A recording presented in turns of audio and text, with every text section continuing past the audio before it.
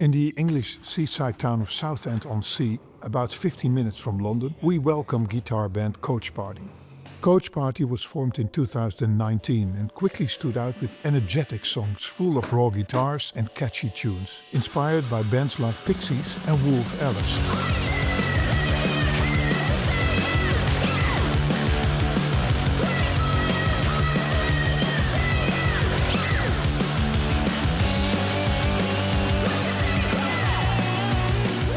After a few EPs, Coach Party released their debut album Killjoy in 2023, a big step towards a wider audience. The story of Killjoy is, I feel like that was the birth for me. Yeah, it's like taking everything that we'd learned up to that time, like through making 3 EPs, doing like loads of touring. We'd written all that stuff, and it felt like we were making our first record. Yeah. Yeah, because we were really apprehensive about that tour when we saw from our live agent, and it said things like London Scala, and we were like, are you joking? Yeah. No way. And then you get there and it's sold out, and you think, well, what's going on here? I think we all deal with like levels of imposter syndrome, but I think I deal with like quite a lot of it. Nah, come on. Yeah. In September 2025, their second album Caramel was released. We hear a more mature sound. The band feels tighter, but the raw energy remains.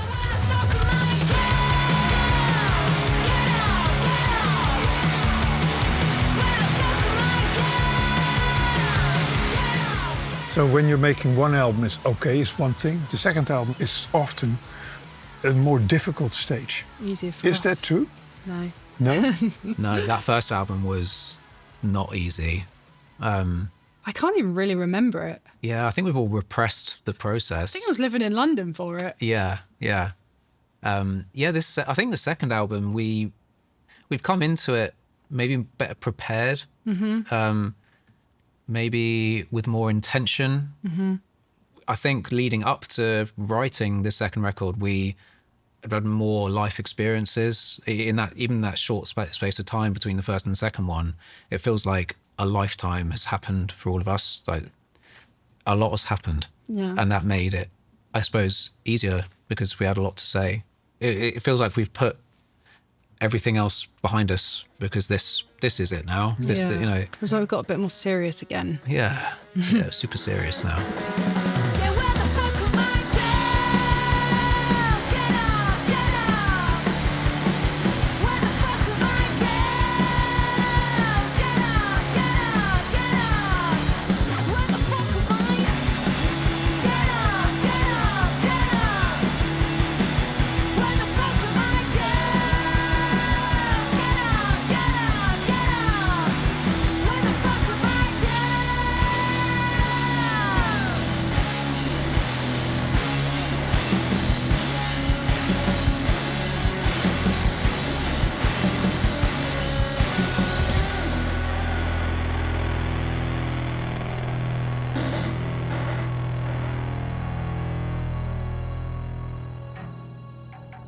So when I have it right, when I listen to you, it's the Jess and Steph thing. That's the basis for Coach Party.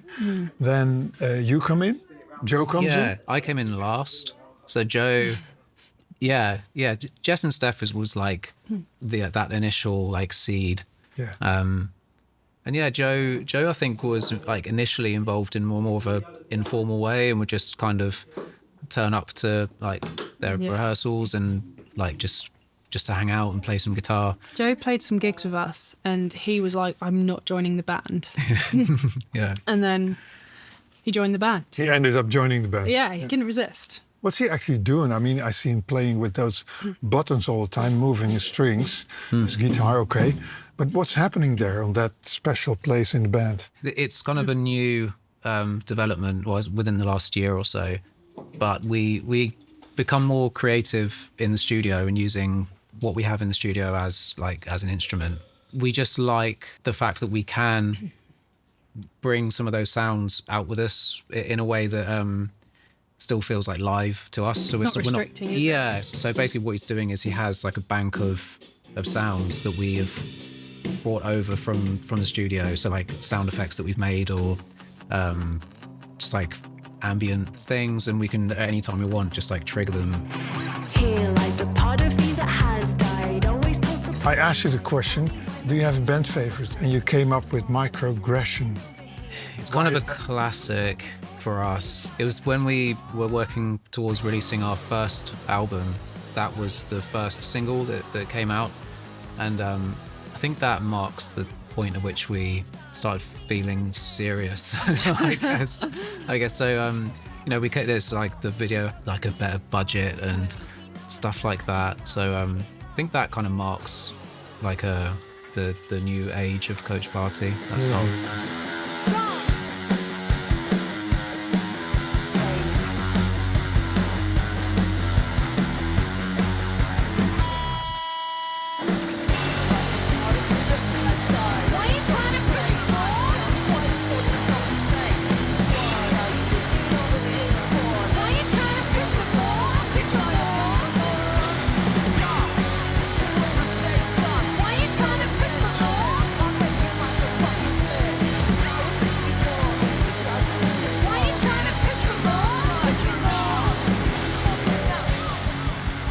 When you're looking ahead, what are you looking at? The money. The money. Bags and bags of it. Yeah. No. Possible.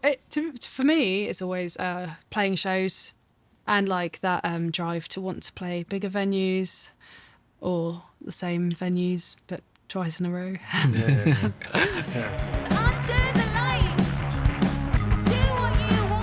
Driving a van, carrying your own stuff, entering a studio might also sound to a lot of people very boring.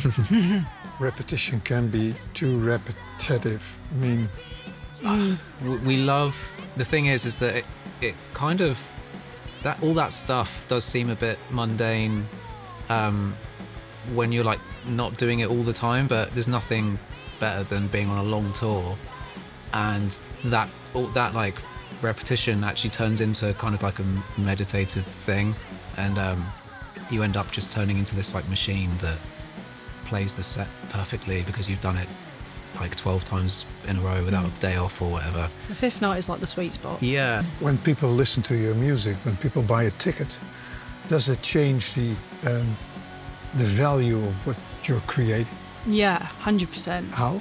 I think for starters, when we go out live, we've never really been like a drinking band, and that really set in for me when I kind of realised people were like paying their own money to come and watch us play because they love the songs. And I would have hated to be disappointed if I ever went to watch someone I loved and I would have been met with someone drunk, or I don't know. So I think for me, giving what we can and as much as we can live is super important. Yeah, it's like a responsibility, isn't it? Yeah. Where up until that point, it'd only ever been just like a laugh. Mm-hmm. They're our Whereas- children, Yeah, yeah. and we are the parents.